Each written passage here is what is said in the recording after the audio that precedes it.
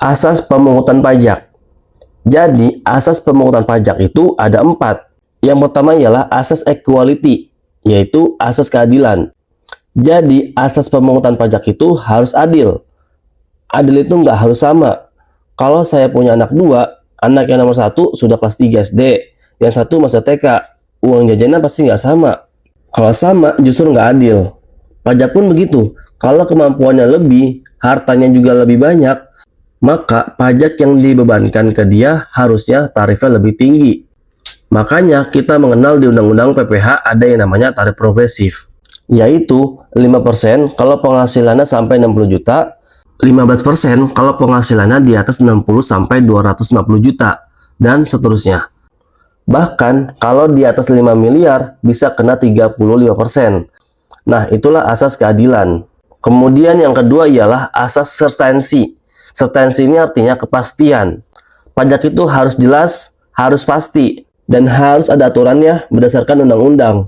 Makanya teman-teman mungkin pernah belajar bahwa pajak itu setelah diatur di undang-undang, aturan turunannya ada di peraturan pemerintah.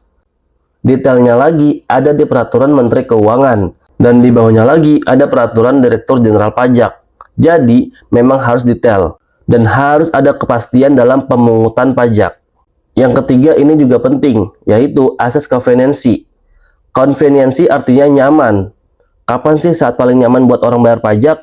Yaitu saat uangnya ada. Makanya dalam pemajakan ada yang namanya pemotongan atau pemungutan pajak. Kalau teman-teman sebagai pegawai atau karyawan, pas gajian uangnya ada, langsung dipotong oleh pemberi penghasilan atau perusahaan. Nah, itu dipotong dulu. Karena kalau dibiarkan nggak dipotong, tiap bulan misal gajian kasih, lalu akhir tahun disuruh bayar sendiri, itu berat. Sehingga uangnya sudah nggak ada, atau harus bayar sekaligus dengan nilai yang lumayan besar. Nah, itu kaitannya dengan asas conveniency. Jadi, pajak itu seharusnya dibayar pada saat yang paling nyaman, yaitu saat uangnya ada. Yang keempat adalah asas efisiensi. Artinya, biaya pemungutan pajak harus lebih kecil daripada pajak yang dipungut. Contohnya, Indonesia menganut self-assessment system. Artinya apa? Wajib pajak menghitung sendiri pajaknya, membayar sendiri, dan melaporkannya sendiri.